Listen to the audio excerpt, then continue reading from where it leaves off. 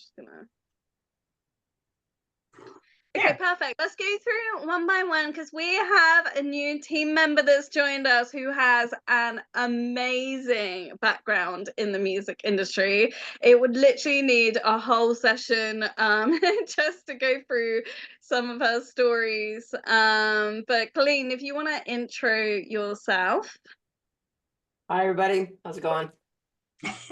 Yeah, here we are, 50 years later, Sync Access. So, yeah, I'm a songwriter and a touring musician, keyboard player, you know, everything with everybody, all through the 70s, 80s, 90s, all of it still now. And I have always been writing for Sync since 1980. I at least got wise to that idea while I was trying to get a record deal with everybody else in Los Angeles. So I immediately knew to join ASCAP and knew to get songs in TVs and movies, and I did that the whole time while I was trying to get rock and roll deals, you know, with everybody else and Fleetwood Mac and all the other people and the Eagles, and I did a lot of session work on a lot of big records, and I'm recording a lot now, more ever. In the last 5 years since I joined Kathy Heller's group, which was also a Sync thing, I've learned so much from so many people that are younger, way younger than me, and I've learned from them, and I believe in the future of music more than ever, even with everything that's going on. And I just am amazed by how talented people are. And when I first got in, I thought, there's nothing I can learn from these people. What could I possibly know? But I have learned and written more songs and heard brilliant singers, you know, and here I am wanting to listen to more music with all you guys and say what I think about it. So I have pretty good ears. I have producer's ears, and I'm sitting in my studio. It's huge all over the place, but I'm happy to be here. So want to see how it goes. Amazing. Thank you. Linda, if you want to do a little intro. I know but we do have a few newer members, so.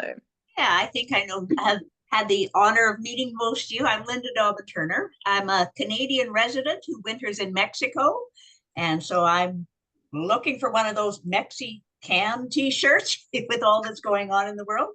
But I am a singer-songwriter artist, but I'm also involved. I used to be a relationship manager. I'm now on the licensing team of World Fusion Music Productions, and we're a co-op of artists and creators who are working together to try and move music forward on behalf of our cooperative. And so we have a team of producers, we have a lawyer on staff, we have a music supervisor, and I work with her with our catalog, which has, I think, a couple of thousand pre-cleared one-stop songs that she's been working on. So, and I do events for Amelia, so, which is a pleasure. Oh, most of the time. I'm sure you want to add on to the end. Mommy taught me, staying Thank you. Crystal? Sorry, I had to mute myself. My kids are practicing the piano in the background. But hi, I'm Crystal DeGrade. I represent Astonish Entertainment, and we have a number of indie artists, and we're starting to sign other indie artists into our label and pretty much starting up admin publishing for them. And my goal is really just to try to help the independent artists get sync opportunities, because they're working their butt off to get more listeners on Spotify and Apple and Amazon, and I'm helping them on that side too. But just the administration that goes into it is mind-boggling. So my place in this world is to help independent artists with their administration and trying to get them synced while they create. And that's my heart. So that's me. Thank you. And Crystal has impeccable metadata. I just want to add, every submission is like, this is a breath of fresh air. I know, I was saying as you came on the session, I'm like, how come she, I mean, it's lovely that she's here, but why is she here? Her metadata is really good. I just want to make sure I'm not missing anything. I'm that picky. I just want to make sure there's not anything I could be doing that's better. I love that. Thank you. All right, Mario. Hi, everybody. From Mexico City. Linda, now that you mentioned the t-shirt, I'll be on the lookout for it. I haven't seen any though, but I'll keep an eye. So I'm a music producer based in Mexico City, and my goal for this year is to break into TV and film as a musician. So yeah, I do a lot of electronic music because of mostly my clients. I have many international clients. I don't have a lot of clients here in Mexico. It's more on the United States and in Asia, Singapore, and Europe as well, of course. And it's mostly electronic music, pop, sometimes something rock. I've done country as well.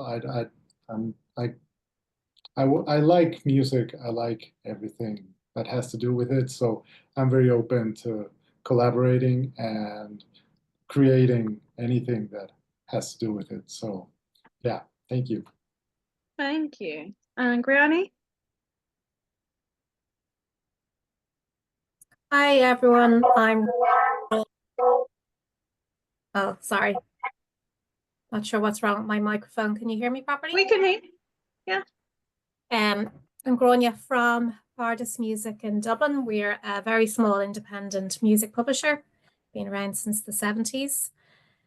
We've a wide range of genre of different music, but this is kind of, we're just starting on our sort of sync journey. So haven't had too many songs synced yet, but anyway, I'm here to make sure that our metadata is correct and I'm inputting it correctly on Disco.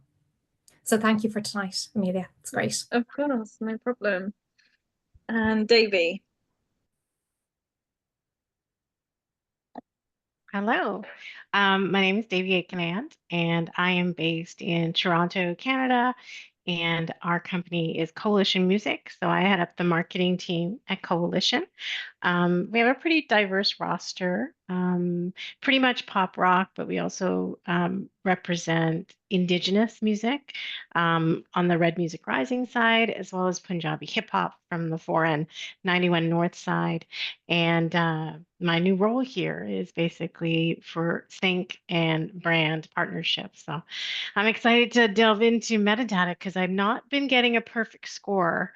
So I want to match Crystal's energy. Yeah. Maybe we need to start doing like little score tables at the end of every week. Who's top of the class at the end of the week? Arsenal? Thank you, Davey.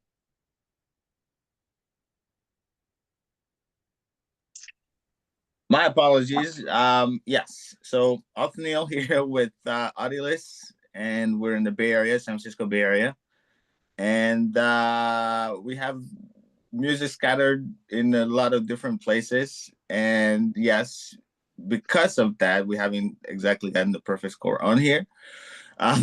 So, and we're trying to, sync everything really well. So we're always, I'm always, hope,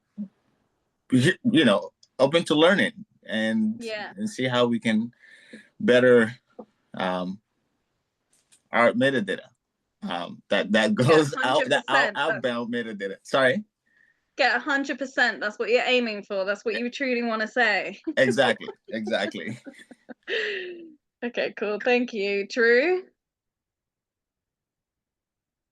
Hi, everyone. Yeah, my name's Drew.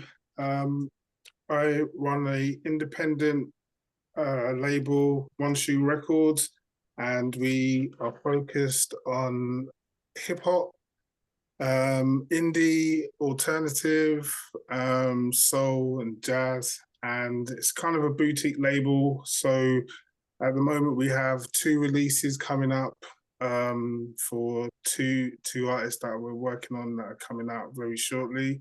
And pretty much like Crystal, I'm pretty much helping them artists with their pub admin. And so, yeah, metadata is really important, and that's why I'm here.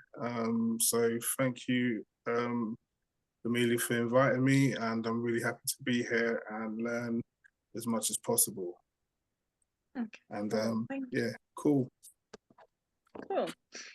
So I'm going to ask all of you, what actually is metadata?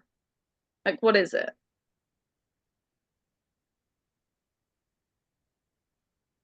I'm going to jump right in and just say that it's usually information that's tied with a specific track. It speaks to splits and publishing, as well as just BPMs, genre. However much information you want to attach to a track, that's metadata. Yeah, ISRC as you. well. Yeah, exactly. So essentially it gives an identity, an ID, a tag to a track. So what is the reason why it exists? Like why is it important in sync? Who wants to go? I could go. Yeah. Because, you know, once you are considered to place a song, there could be no mistakes at all, not one. Because, you know, first of all, the music supervisor's putting their neck on the block, and you know, people can't come out of nowhere, and all your writers have to be done, and everything's got to be, you know, one stop, easy, clear. I mean, I go so far as to put my attorney on there, so because he manages Diane Warren, so I figure it doesn't hurt to have his name on. So 100%. I have that on there, and you know, I'm really a stickler about it because I want to get paid. Number one, I want to get paid, and that's how they pay us, you know, is all getting, you know, all that stuff. And I think it helps too, you know, in the hashtag world of, you know, whatever type of music, you know, that particular song is, as we all write millions of different songs. So I think it's good. The more you can get on there, you know, feel the feelings of the song and everything, I think is really important. And get that comment section nice and full, I say, and have, you know, just don't, you know, have it organized, and but one stop at the top, you know, and then just all your writer splits, and you know. Yeah, and we will delve into that. I will share my screen and actually go through each and every box. But yeah, thanks. All those points are really, really valid. I'm going to go through the first point. So say metadata that's missing. And this is the reason why we score it as well, is to help encourage you to put the metadata in, because like we say, if it's below 60%, 60%, I mean, if it's missing the writer info and who owns what, we just won't be able to submit it at all. Because if a supervisor can't distinguish who owns this track, they are not going to give it another look. And if you've never worked with them before and you're pitching them stuff and they take one look at that, they will probably never really take an email from you again, because they are like, well, you're wasting my time. You clearly haven't really learned the industry. You're just trying your hand at it. You don't really know what you're doing. So how the hell do you expect for me to trust you to take a gamble on licensing your song when you don't even know how to put the metadata in properly? And you want me to take a legal risk on to using your song in a film or a TV series when you can't get the basics right. So from a supervisor perspective as well, being super busy, which they own, say like if it's a track replacement and they're already going into it's going into mix and they're already on a super tight deadline and it's got to be released and they need to replace one song, and say like you've got the perfect track and maybe it could be yours and maybe someone else's, and then they look at the metadata and the other one's got it all in place and yours hasn't. Of course they're going to go with the one that's got all the metadata. They don't want to be spending their time going back to you especially if it's like globally as well, if they're in LA and you're in like London or something, and they've got to then ask you for the information and wait for you to come back. You got to see it from their point of view, and it's already going to mix, and they've got to wait on not only like on the permissions of that, but like trying to find out what your IPI is, what the ISRC is, all these things. They're just not gonna, that rarely will they do that. I mean, if they really, really, really want your song and they don't have any other option, maybe, but they normally do have a ton of other options, because you know how saturated the sync industry is now, hugely, massively, and it's not enough anymore to say, but mine is one stop. Everyone's is one stop. It doesn't make you special anymore. Like, everyone has their tracks one stop. It's just not enough to go in with that. So this is the reason, from a supervisor perspective, of why you need to have all your metadata in place. There are some, you know, absolute must-haves, and I would say there are some that are like preferential, like desirable to have. Ideally, it's great if you can have absolutely all of it, but yeah, we'll go through the ins and outs of that. And this is essentially the reason why tagging is also very, very important, and I'll tell you the reasons why. And I know other supervisors that do this as well. If you've reached out to them, you've never worked with them before, and they yeah, they've exhausted all their options for a track, a lot of them will actually go into their emails and they will start doing some searches of a genre of what they're looking for, and then they'll see what will come up. So sometimes as well, not only tagging in disco, but also tagging if you're reaching out to any supervisors in your emails, the genres and stuff as well, because they do. And I've done this myself. Like, I keep from my emails from like years, and I've been known to also go into my emails and just search certain keywords, not only in disco but also in my emails if I've exhausted my disco options. And yeah, I know quite a few other supervisors that do the same as well. So that's also why tagging is really important. So the difference between one stop and easy clear, one stop essentially, and by the way, there are quite a few different opinions on this. So I will give my opinion, but then you'll speak to someone else and then they'll have another opinion. There's quite a few different opinions exactly what clarifies one stop.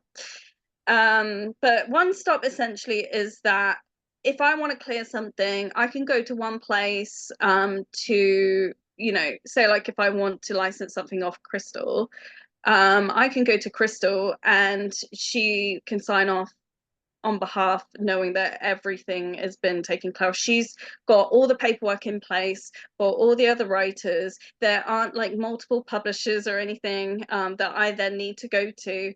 I can just go to Crystal and trust that she has her paperwork and everything in order, and she has the power to be able to sign off so I can license music from her and use the track. I have known from other supervisors, they do really protect themselves as well, some of them in their contracts, in that they do indemnify against if there was a writer that maybe owned even, and this is coming from a real story, that owned 1% or something of a track, that came out the woodwork after it had been released and kicked up a storm because they heard this track being, you know, on a film or whatever, hadn't been accounted for. And so not only is it like the quickest way to get blacklisted, because no one, people talk, the industry is actually, even globally, very small in the music industry. People do talk. If you were to get like a production company in in trouble. You'd get the supervisor in trouble, and the supervisor would, you know, you do talk, don't you? You'll be like, never work with that person, because their job, a supervisor's job, is to make sure that everything legally is clear, is tied up, is accounted for, can be signed off. There are no problems that are gonna cause the production. And if you imagine that, you know, the amount of money that can also go into films and things, they just can't have any issues like that, and it literally can keep supervisors up at night working on clearances. I think it's the one biggest thing that gives anxiety is any legal issues over clearing tracks. So, and this is also another reason why a lot of supervisors work with only trusted sources, that they know that they've licensed from before, that they know that they're good, they know that they understand what's needed and all the clearance and everything in place. So Easy Clear is a case where there might be maybe more than one publisher involved. There might be more, you know, maybe a couple of writers or something, but it's easy to clear. That's why they call it Easy Clear. There's no problems in clearing it, because potentially like the parties, they already have good relationships with one another. And so when they pitch something that's Easy Clear, they'll always say to the supervisor when pitching that, like, hey, there is this publisher on here, or it is owned by this other party, but we have spoken, it is good to go. We can actually assist with the clearance of this, if need be, and get on the phone and get this cleared like ASAP. And then the supervisor is more partial to being like, okay, if you're able to assist and know that it's good for the clearance with that, and you're able to make sure this gets across the line when it needs to be, then okay, because, you know, if they really want the song, they'll make it happen. So they're not fully against, they prefer one stop, but it always comes down to, if this is the perfect song for the scene, and, you know, the metadata is in place, but they may have to go to more than one party, then they're good with that. And let's give another scenario then. Okay, so say like if you've got a hip hop track with like, God, 10 writers on it, multiple publishers, and this is like the norm. I'm not just saying like this is like out there. This is like a clearance nightmare, because even if it's 1%, if you can't clear that 1%, it can't be used. So I've been known as well with other supervisors where they've nearly got the whole thing over the line, but then this 1% has stopped it going over the line. They haven't been able to use it and they've had to go elsewhere. And do you know how long it takes to clear something? Especially with multiple parties on, it's a nightmare. So this is why, like, anything that you can do to make the music supervisor's job a lot easier, and this is why metadata is one of the ways that can make their lives a lot easier. And it is a saturated market, and so this isn't like it does help you to stand out, but it's not enough, because loads of people do have their metadata in place now. It's almost like it helps you be in the running for something to be licensed. I wouldn't say that it puts you above everyone else, because a lot of people do still have the metadata in place. It just, you know, helps you stop being put in the deleted never email me again pile. So all right, so do we have any questions at this stage before we delve into what's needed?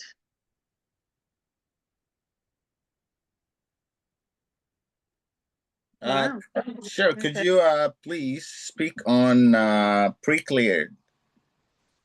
Pre-cleared is pretty much, I always think, similar to like what one stop means.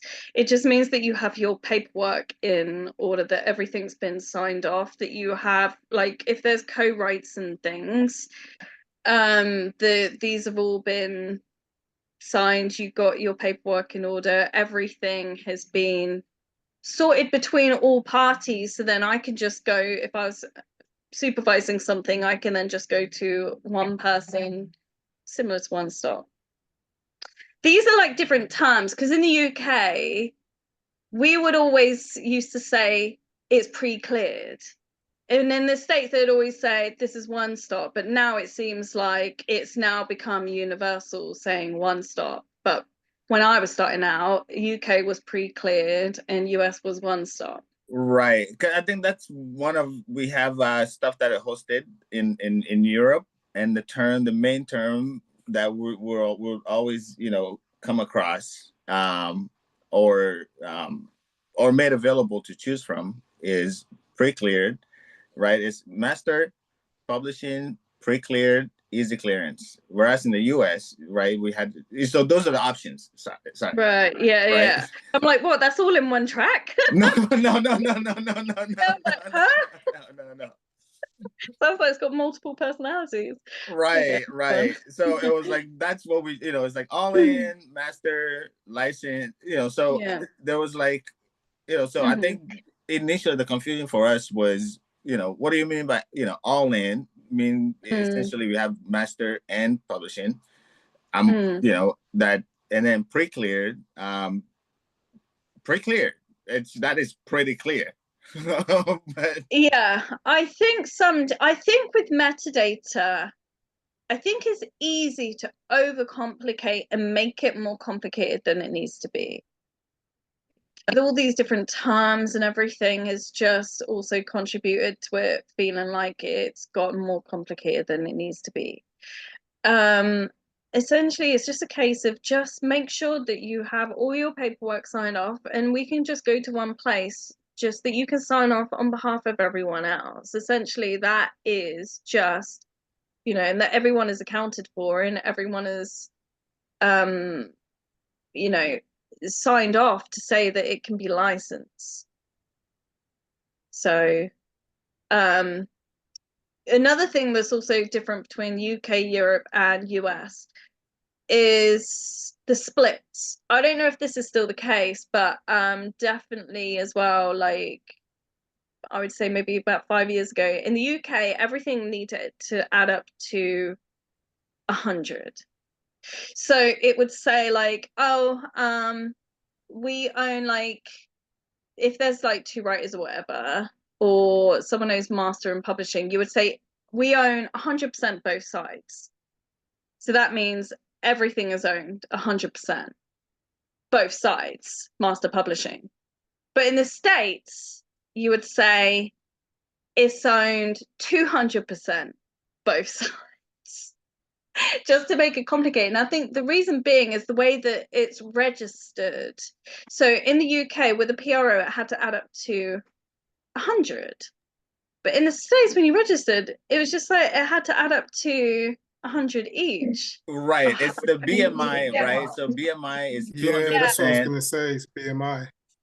BMI So- 200%. ASCAP do it up to 100, but it's BMI that asks for 200. Right. They do that, but ASCAP just do 100.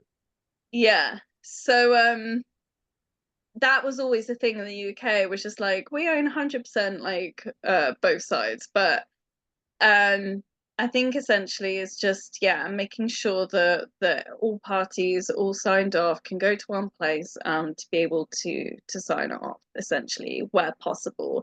And if a supervisor does need to clear it with more than one place that they need to go to clear something, just make that really, really clear.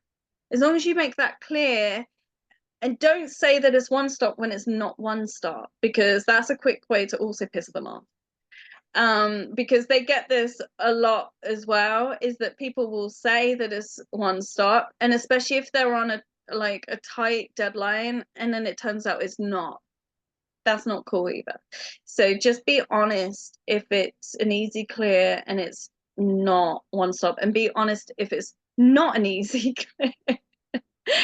In a sense of like, okay, this is with this percentage is owned by a major label, And if you don't have a good relation, or if you don't have a relationship, like if you can't get it past the line with the major, because typically a lot of like clearances, most of them are going to be pretty easy. But if it's with a major and there's no great relationship there to push it over the line, it's going to take a while. Like it's gonna take a while. And so it's also good to make that known as well.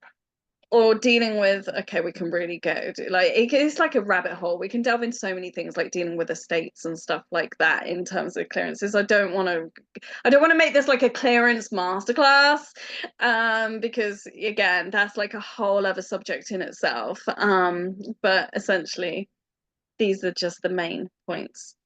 Let's get back to basics and let's now look at what is actually needed to be filled in for when submitting stuff. So we are using one of Linda's tracks as an example today because Linda always has impeccable metadata. Linda's an admin freak. She can't help it.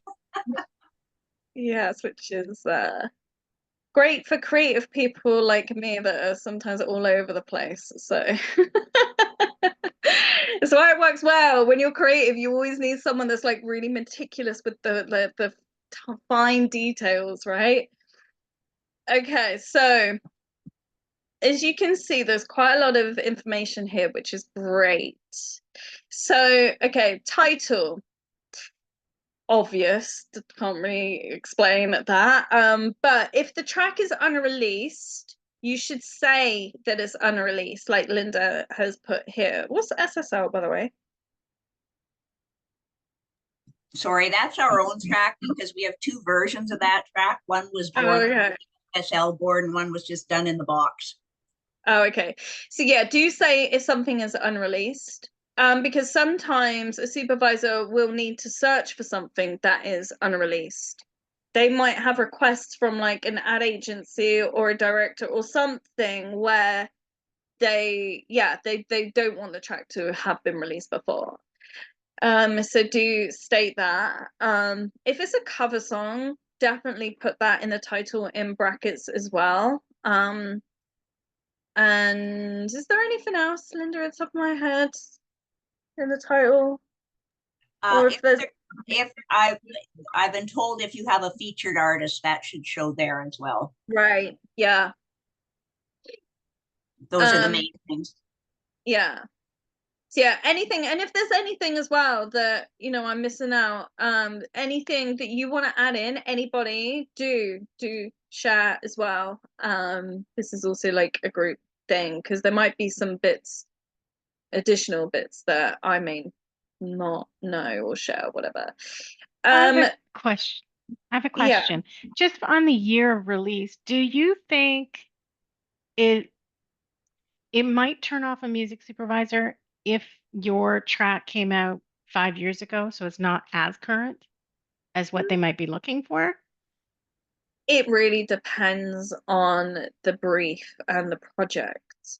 Because if they are looking for something that is current and right now, a lot of the times they'll usually state that in the brief, like, hey, we're looking for something that is potentially about to be released or just been released, or they'll normally really state that. But again, remember, if the song fits the scene, if it fits what they're looking for, it won't matter. And that's not always needing to be current. If it just really just fits, there's so many factors involved as to why something fits. It could be the emotion, it could be the BPM, it could be, there's so many factors involved. So I wouldn't worry about that too much, And one example for Dave is the brief that just came out for the gold session coming up. He specifically wants 2009 to 2012 releases. So having the year of release in there, it makes it easier for you to search through your disco as well. Because it's just it can go either way, but it can be very helpful. I would say the reason why I was going to get to the year, I'm just trying to work my way down because there's quite a lot around a year of release, which I want to go to once I've been through all the other bits, but I'm going to really delve into that and then tell you the reasons why. Back to the title, like if you can put as well, if it's a remix or what kind of edit as well, that it is also helpful if it's important to, you know, the brief or whatever, is also handy as well, because if you've got different mixes of different edits and things like that. Obviously the artist is important for obvious reasons. If you've got any featured artists, things like that, need to put that in there. Obviously if you're a composer, you are the artist, essentially. The album that it came from. So okay, there's is in terms of the one stop, it's up to you where you put this. Okay, it doesn't have to be. I mean, Linda's put it in album, but I've worked with other supervisors as well, that used to say to put it into the grouping. So people use grouping for like different things. It's kind of like a box that no one really knows like what to do with it or what to put there. They just throw anything in there. So it's kind of like up to you. But you know, I always, when I was running a sync agency as well, would always put one stop in there too. Some people put contact details in there. Some people put contact details in multiple times so it doesn't get missed at all. It's up to you what you put in grouping. Okay, so composer, this is probably one of the most important fields to have in here. So obviously you need to have the master and publisher ownership in here. You also need to have the writers in here and the PRO info in here, performing rights that it's registered with. If it's not registered, I would quickly, after this call, get onto and register it. So you need to have the splits in here as well. Hugely important. I'm seeing a lot of people that are submitting and not putting the split percentages. I've had a few that have come back and, you know, wanted to fight a bit on this, as the reasons why. It's really important to know who, and also for you to know who, like, who gets paid what, because as supervisors we have to submit cue sheets that has to have all this information on it that then gets submitted to the PROs to ensure that you get paid. So all of this information that you've got in here will get searched, of course, with the PROs, because everything gets tracked on the cue sheets, which gets then submitted.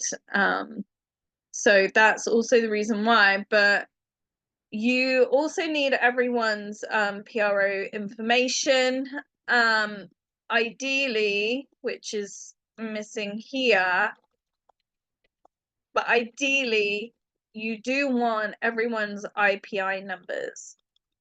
The IPI numbers on these, sorry, Amelia, was put into the writers section on this. That's why it's okay there. She's like, I have done it, I promise.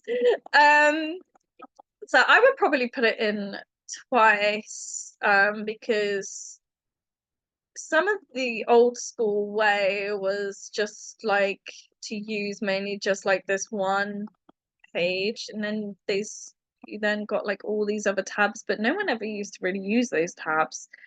But I think they probably do now. But I always think it's always best just to, because people work in different ways, don't they? So just something as important as that, try and maybe put it in here and in the writers tab.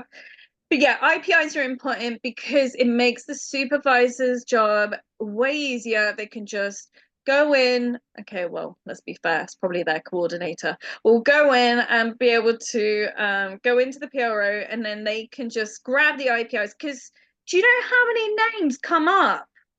If you're searching on a PRO and you put in John Martin, how many John Martins are going to come up?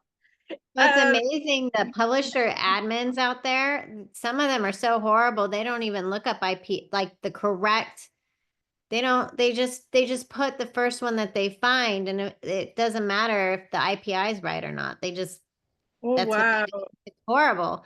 Like I don't know about most of them, but that's one of the things I've noticed is like, if there's a publisher admin for one artist and they go in and they put in all of the artists that worked on that project, they don't care about any artist but the one that they're putting in. And so they may just pick a name that doesn't even have an association with an IPI. And then the other artist has to go and figure everything out, and it's a disaster. You know what happens sometimes, only because we come across this a lot, and we actually do that. Artists, we have writers that were previously jazz rock, right? Like from Japan. Then now move to the US and now are BMI. Now they have those two IPIs. So if I put in, this is a real name, Shihori Nakani, right? So she wrote a bunch of stuff for League of Legends, all kinds of stuff. Both of those are going to come up. So unless you have a direct relationship with her to know which PRO she currently belongs to, you wouldn't know that she switched from Japan to the US, right? So there's a lot of that also happens. And there are also a lot of songs with writers who, for whatever reason, no matter how hard you try to convince them to belong to a PRO, just wouldn't. So they leave a bunch of stuff blank, and we have to figure out, okay, how the heck do we do this, right? So what we've figured out is just, then that's not going to move forward, right? It's just going to sit in the library. So if a client actually comes inbound and downloads it, and, because of the terms that we have, then that works. But outbound, it's not going to work. Yeah, it can get tricky when there's one that just won't know how or won't sign to a PRO. I mean, I used to develop and manage artists, and so what I used to do is just be like, do you know what, I will just register on your behalf, and I will just pass it all over to you. But it does cause issues though, in terms of, say, like crediting on the metadata and stuff. Right. We've had to create, sorry, my apologies. I don't know. We've had to create different aliases on behalf of people as well. I know this sounds a little crazy, but we've had to do that just to get past. Exactly, because especially in the UK, like they just wouldn't, because they just wouldn't touch it otherwise if there's one listed there as a non-member. So that's something that can just be sorted between the relationships that you have with them, really. It's not something that a supervisor, when you're pitching, would get involved with, but it's just something that you have to sort directly with the relationships that you have with them. Okay, let's moving on to like the genre. I have a question, Amelia, before we move on. Composer, I recreate a lot of public domain material. For example, Vivaldi's Winter. Should I add him as a composer? And if that happens, he might not have a PRO or an IPI. What should I do in those cases? Well, sometimes with public domain, people think that it's really straightforward and easy because obviously, oh well, it's in the public domain, but there are actually more legality surrounding it, more than you realize. I always say just put as much information as you can always as possible. It's better to put too much than too little. So just list as much as you can in regards to, you know, the original composer of it, and you're obviously then the owner of the master as well of it, the sound recording. So does anyone else want to give their 2 cents on this? I don't know how. Sorry, Debbie, please go ahead. Oh, I was just going to ask really quickly, so what we're looking at right now, this is exactly what the end user, the music supervisor sees as well too, right? Yeah. Okay. So then what I've been doing is most of if I can, I put it into the writers tab and then I'll duplicate it into the notes below. Should As long as I? it's on, as long as it's on there. It doesn't Okay. matter too much exactly like where, as long as it's easy for them to see. But I'm just speaking on behalf of me. I can't speak on behalf of every single music supervisor out there, because there might be some that's really meticulous with detail that they're like, that's in the wrong box. But I always just think, hey, if it's really easy to see and the information is there, that's good enough. As long as you got it all there. So And one of the things that I was taught is in the comment section. Basically, the idea from who taught me was that all of this would get downloaded with the MP3. And if you're in an MP3 in iTunes, you only get so many characters. And so in the comment section, you have to be very concise in what you say and quick about it so that it can actually download with metadata and be seen in iTunes. So, I mean, although you can put a lot of information here, it doesn't necessarily get transferred over, I guess. I don't know. What's been your experience with that? Do you have a lot of situations where people don't use Disco and they download the MP3 and they only go off of that? Can I Okay. comment a little bit on the what's in this comment section, and you'll have it the same for all of you. I don't put that much in the comment section, but all this other stuff that is under my one stop is what populates from all my tags. So they won't, when I send a track, they're not going to see what I've got marked on all my tags under the tags. It all populates into the comment section for the end user. So that's what much of that is, just so you're aware of how some of this Disco works. And Can I ask a lot of them Oh, use sorry. Disco. A lot of them keep and store a lot of their music in Disco. So many supervisors use Disco. I always used to put the genre tags into the genre box, a whole ton of them. And there is an auto tagging feature with Disco now. I think you might have to pay extra. I'm not sure. But it can do a lot of auto tagging for you to save time. But there is a whole other masterclass which we had a Disco rep do themselves with us, which I would then, for like all the features and stuff, I would watch that. Sorry, go on, Drew. Did you Yeah, want to because say? I was gonna ask. Yeah, I was gonna ask. What software does anybody use? What software anybody's using to tag their their MP3s? Because Yeah. I'm yeah. Sorry, go for it. True. So I think you and Hey. maybe we kind of have a similar question, but not exactly the same. So there's obviously the normal ID3 software that you can download, put in your MP3, and then add all of the information. There are a lot of Disco users, and there are a lot of, say, Harvest Media users. There are a lot of Source Audio users.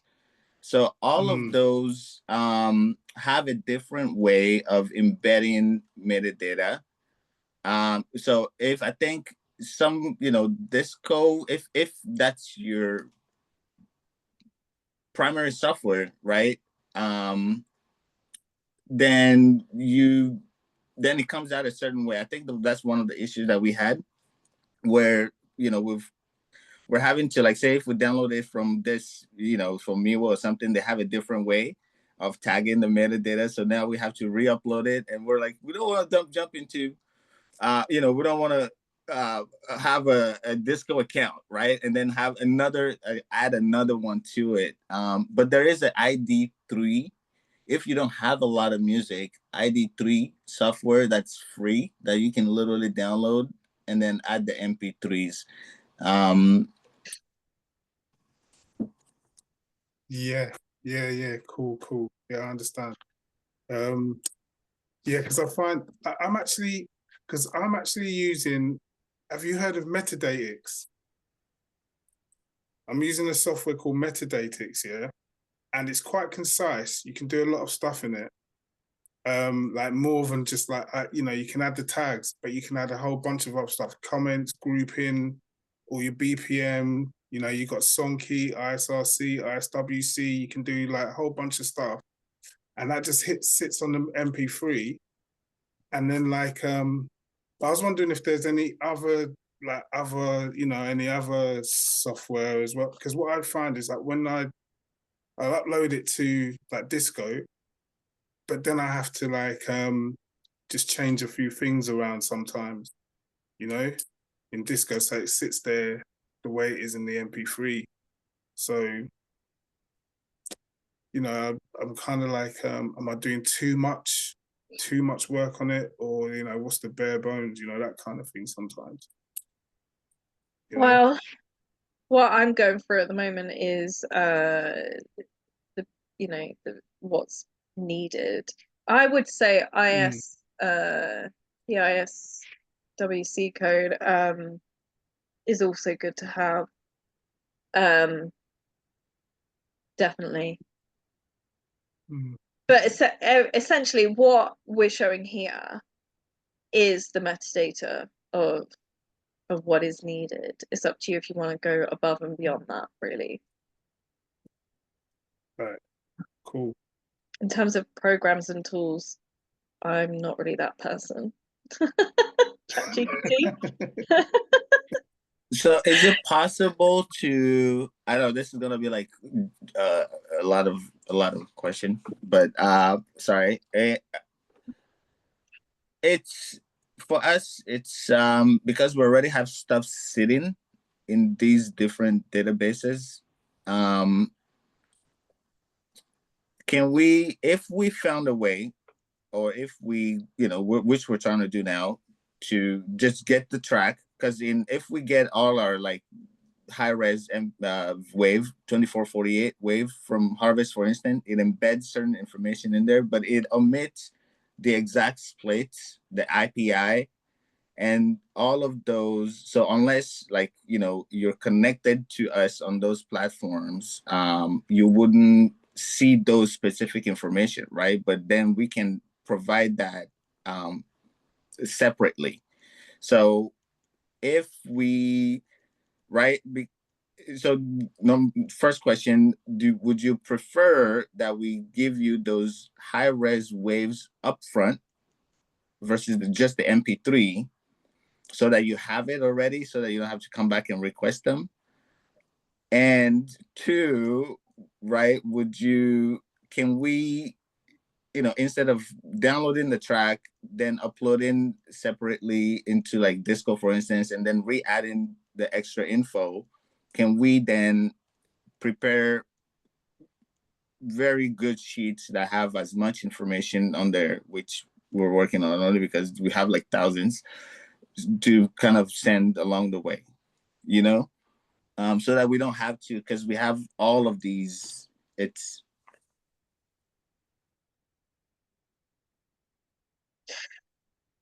Okay, that's like a million questions in one. Let me go to like one. I would say ideally I'd want to just see the metadata embedded into the track. like this, if I have to then like open up other bits or whatever, like not really into that, but it's better than having no metadata.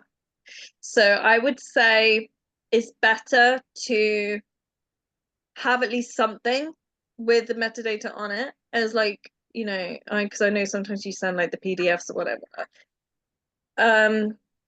Is better than having no metadata. So, but ideally, it's better to have it embedded like this. Was that the question? So essentially, sure. No. So essentially, for you, it would, to have it embedded as such, we would basically need to employ Disco because that's the way that it appears on your end. I would say Right. now majority, every single supervisor I know uses Disco, and that's not to say that like that's, you know, 100% of all music supervisors, that's not the case, but typically across the globe, all the ones that in my network that I've spoken to all prefer it, all use it, because it just aligns with what they use. So in my mind, it is key to kind of be using a platform that they all use. But if that's just, you know, if you've got thousands upon thousands of tracks on, It doesn't make sense. Exactly. yeah. So I would just say, obviously this is like the ideal standard, but as long as you've got your metadata there, then, you know, you still got that information there for them. It's just finding a way, obviously, there's just that they have that information, you know, because you do send it along with your tracks anyway. So that's just my 2 cents. But I can't also speak on behalf of every single supervisor. Do you see what I'm saying? Because we all work, Yeah. we I all have think, different opinions. We all work differently, and so right. Can I say something about your what you were saying about sending high res files? You know, like the AIFF. I have some music supervisors that absolutely will not take an MP3. They will only take the AIFF. And also, what I do on my metadata is I say stems available upon request, because that's what it's all about to the editors at the end of the day, is, you know, chopping it up to make it fit into the picture. So, but then there's other music supervisors that won't touch anything, first of all, that's not an MP3 because they haven't decided that they want to use that track, and so they don't want yeah. super But large I mean, files. you're right, can but some of them do request the AIF. They won't even accept it, you know. I agree with you. But if someone says it, then you have to send the high res. And if not, then it's just, I think, standard MP3. Yeah. So I would say all the placements, you know, from running a sync agency, they always then requested the higher res Right. after sending the MP3 Right. once they decided they wanted it. And if Typically that's the you've way that uploaded the high res to Disco, when you send them the Disco link, they have the option of either downloading it as high res or just MP3. Exactly. So Yep. it's all Yeah. Yeah, that's true. available for them. Yeah, exactly. Yeah. Yeah. Keeping in mind, if you use Wave, you're going to lose all your metadata. It's got to be AI. Yes. It doesn't store it, does it? No. Well, you know, Wave, there's another Wave that kind of does, but it doesn't add like the additional info. So it would add the names, just not the IPI and the splits. So the high, if you go 2448 via Harvest Media, it embeds a stupid amount of information, but it omits some of those critical ones that you mentioned earlier that you would prefer to have those numbers. That way you don't have to come back to be like, who owns the 1%, you know? Mm. Mm. Yeah. Oh, sorry. For the thing that you mentioned about Mario, adapters. We have Moonlight Sonata recorded by other people. It's like, so you just put adapters and you put the original composer. So whether it's Vivaldi, Mozart, or whoever, always put that and then adapt theater. Yeah, sorry. Awesome, thanks. And I would probably put something in the title as well, in brackets. Okay, cool. Just to get back to this as well, because we can literally go down so many rabbit holes. The year is really, really important. The reason why, because so many films are recorded, they're either filmed like to be in the 90s, 80s. They could have like flashbacks to a certain scene. I get briefs all the time, needing a specific time period. So and they want authentic, not just sounding like the 80s or whatever. They want authentic 80s. And so they would want, to see that in the year. Sometimes they might want something that's maybe only been released in the past year, that's really, really current, or something that's about to be released. Like it really does vary. The year is really important. The BPM is also very important, because in a lot of briefs, you will also get, as you know, like specifics. The BPM has to fit an exact BPM. So that's why that's important to have in there as well. The ISRC is also very, very important too, to have included in there.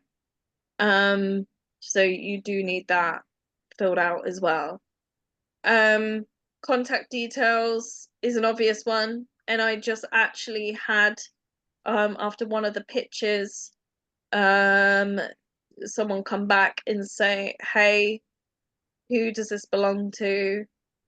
They didn't put their contact details on it, and we want to speak to them. We want to be connected with them. So that's why it's really important.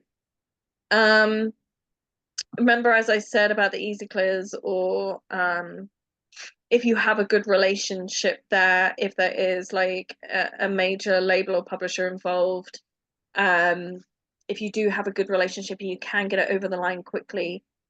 Things like that are worth stating. It's also worth stating if your artist is blowing up and doing a lot of streams, if they're like, if they're doing really, really well and have like a lot of stats and stuff. There's some soups that like that as well, and they like to know that. So that can also be like a good thing to have in the comments. Lyrics as well are super important. Way back when, I had a supervisor come back to me and requested me to send the lyrics specifically for a submission that I sent in. That is also really important. As you can see, like all the writer info I was about to say has been filled out here, but it's not the case. It has, but it didn't transfer. It's all on my one-stop agreements as well. Yeah, look at this. Master. PRO number. Woo!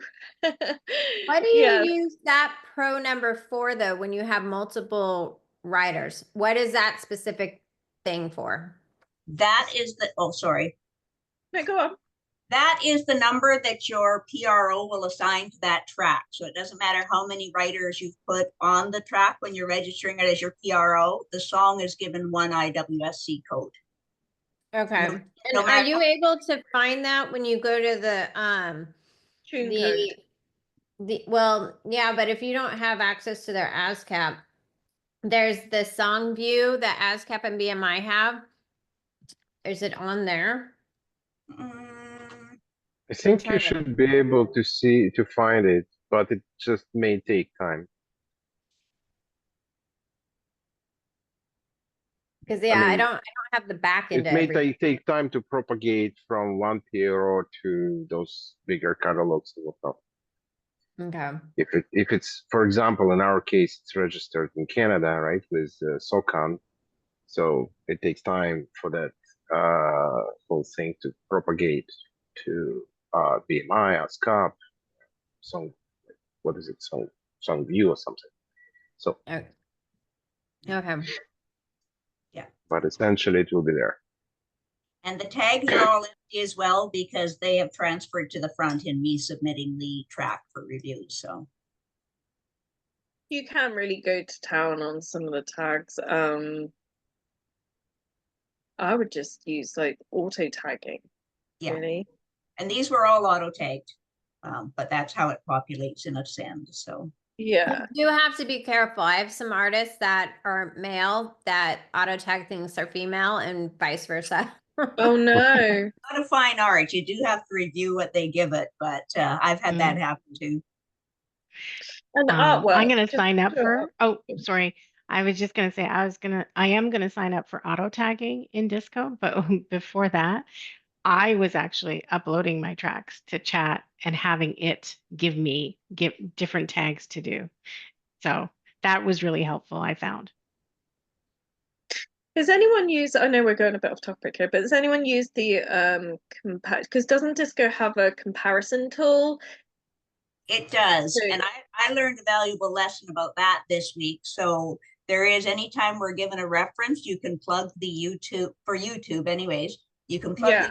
the URL up into the search there, and it will Yeah. populate everything in your library that aligns with that track.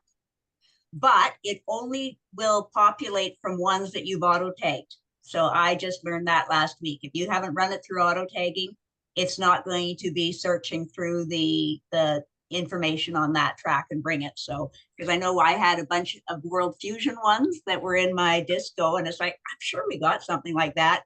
So I had to do some research, and they have to be run through auto tag to be picked up by the sound alike or the reference.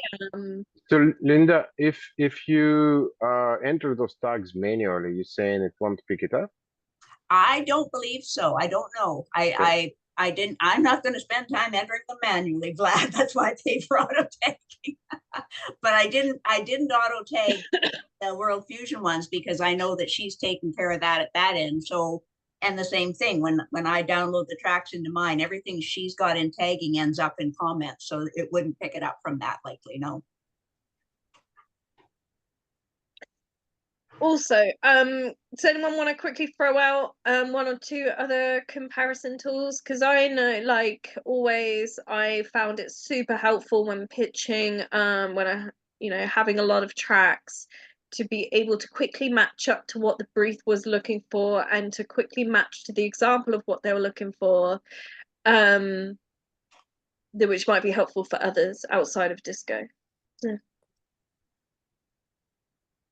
I mean, we've been using one since before 2020, but you just put in the link, but you obviously, because all of these things have their own ecosystem, right? So Disco has their ecosystem, all of these services. So, but yeah, our host Miwo has this thing where you put in a link, a streaming link, not even the audio, the streaming link from YouTube, Vimeo, whatever, and then it does it, but not Spotify. I need to stress that because the streaming services have a different algorithm and kind of like all this chain of stuff that comes with it. I used one that was, you could put in Spotify. You would just type in the example and it would find it on Spotify. I haven't used it in a while though. I think it began with a C. I think it was like cyanite, something like that. Let me just I'll have to double check that because it's been a little while since I used it. But I can have a look and then post to the platform. Okay, does anyone have any final questions of what's needed or any comment or anything you want to add? Can I ask a question? Sure. Yeah. Were you talking about putting in links to do a similarity search? Yes. Yeah. No, it doesn't work with a Spotify link. It will work with a YouTube link. This is outside of Disco. There was a program, a different one that I used outside of Disco that worked quite well. Okay. Well, that I don't know about. This was probably about 2 years ago though. I'll have to dig it out and I'll post it on the platform. If this Okay. will go. Sounds Sure. good. Anyone else?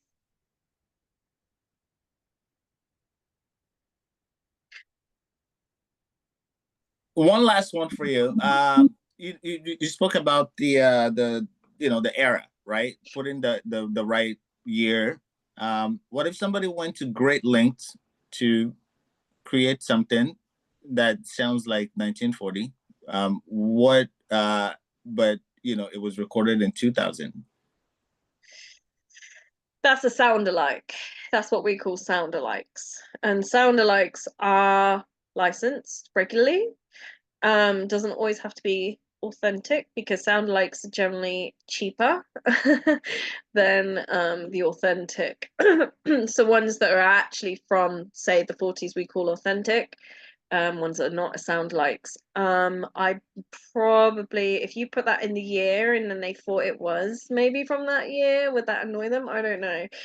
As long as you got that information in there, I maybe also just put maybe in the title like sound alike or sound alike for like 40s or something like that, because those tracks, those like eras like that, we call them period